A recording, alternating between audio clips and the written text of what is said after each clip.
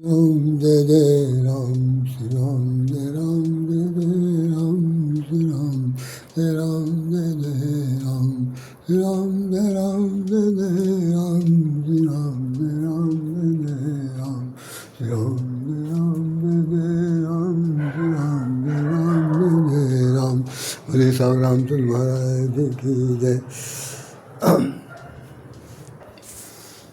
आज उत्तर प्रदेश की राजधानी लखनऊ में नगर देवता श्री हनुमान जी की स्तुति पूजा कीर्तन भजन हो रहा है।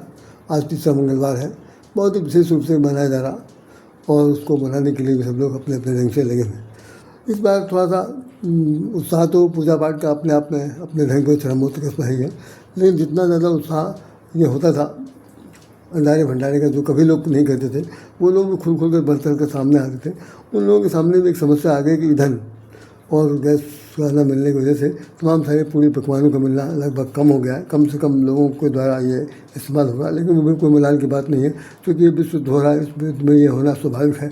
और हमारे माननीय प्रधानमंत्री जी ने भी कहा कि जहाँ तक हो सके भाई हाथ बचा करके बहुत कम से कम खर्च में जीवन निर्वाह कीजिए, क्योंकि समय बहुत अच्छा नहीं है। खैर उन्होंने इतना संकेत किया, बाकी उस पर विपरीत पार्टी वालों ने कह दिया कि प्रधानमंत्री असफल हो गए।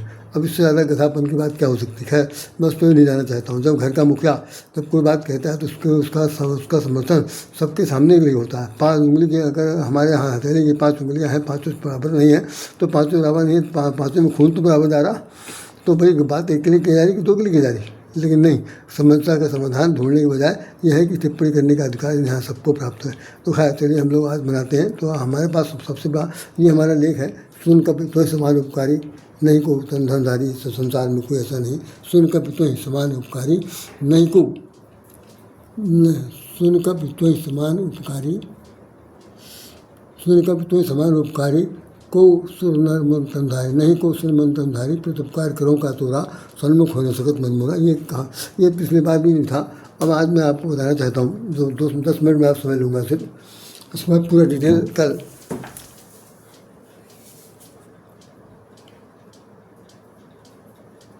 वास्तव में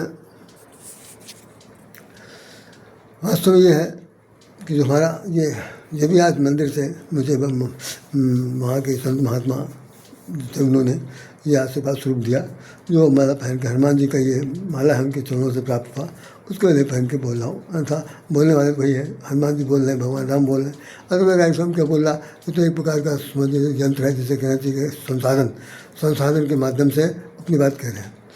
तो आज हमने जो चौपाई रखी है उसमें ये था कि मंगल मूर्ति मारुति नंदन सकल मंगल मूल निकंदन, मंगल मूर्ति मारुति नंदन सकल मंगल मूल निकंदन। गोस्वामी जी कह रहे हैं कि भगवान हनुमान जी महाराज का जो रूप है मंगल मूर्ति है, मंगल मूर्ति।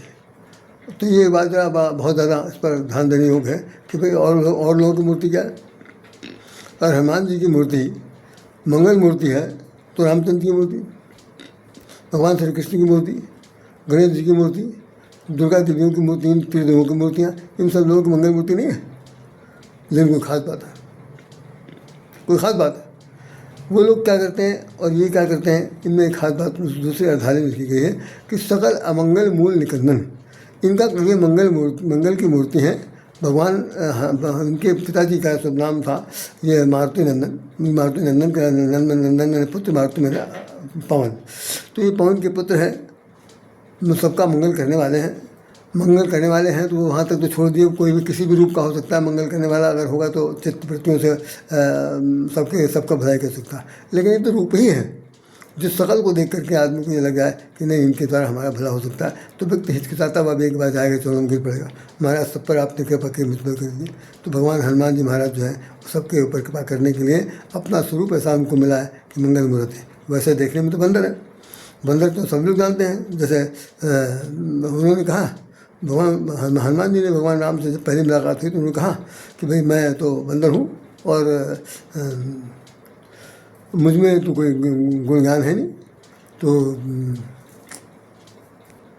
एक मंद में मोह बस कुटिल हृदय अज्ञान, पुनि पुनि मोहि विचारहु दीन बंद भगवान। मैं तो एक प्रकार का बंदर हूँ, कुटिल हूँ और अज्ञानी हूँ, कुछ नहीं जानता। आपने मुझे भुला दिया, इस बात का मुझे अफसोस है। तो भगवान से बातचीत जब की जाती ना तो ज़रा दिल खोल के बात की जाती, वहाँ पर ज़रा हाथापाई नहीं होती। तो भक्त भगवान के बीच में बड़ी बड़ी नोक झोंक भी नहीं होता, बहुत ही बाल विनोद के साथ काम होता। तो उन्होंने कह दिया कि भाई मैं तो पुन पुन मोह विचारो दीन बंद भगवान, आपने तो मुझे भुला दिया, मुझे बड़ा बहुत दुख हुआ। भगवान ने कहा भला भला हमने कुछ नहीं दिया, हमने कुछ नहीं भुला दिया, जब तुमने पहचानने में गलती की तो मैं क्या करूँ। खैर छोड़िए। तो हनुमान जी बंदर हैं, लंका में जाते हैं। लंका का कांड जितना है, जितना भी सुंदर कांड में है वो सब सुंदर है। देखने में बंदर है लेकिन काम बहुत सुंदर है। इतना सुंदर किया कि वहाँ सबको मार काट के चले आए। उसके बाद जानते क्या किया, हाँ जानकी जी के पास खड़े हो गए कि अतिलंग रूप धरो हनुमाना, अतिलंग रूप धर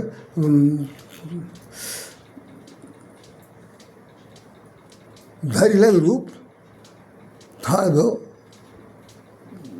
ये जानकी जी के सामने खड़े हुए और उन्होंने कहा मुझे कुछ मैं सकल मंगल मूल निकंदन, जैसा भी हो आपको मैं कल बताऊँगा। जैसे हो गई कि जितना भी संकट हो, जितने भी कष्ट हो, जितने भी पीड़ाएँ हो, जितने तरफ हो, जिन्हें दैविक भौतिक ताप हो, उन सभी तापों को नष्ट करने के लिए वो हनुमान जी सर्वोपर हैं, सबसे आगे हैं। जैसे अशोक वाटिका में क्या कहे, मैं पेड़ का पेड़ उखाड़ कर फेंक दिया, तो जब पेड़ को उखाड़ दिया तो कहा वाटिका का अशोक वाटिका, ना अशोक वाटिका कोई नहीं। तो ठीक इस प्रकार से हमारे जीवन में अगर किसी प्रकार का कष्ट संकट आएगा तो उन सभी कष्ट संकटों को अभी जड़ से उखाड़ देने के लिए सक्षम है हमारी आपकी पहल होनी चाहिए कि उनके चरणों में सिर झुकाकर सिर्फ इतना निवेदन करें कि आपसे मुझे क्या, आपसे क्या छिपी है, आप तो सबके कल्याणकारी देवता हैं, संतन के हितकारी है।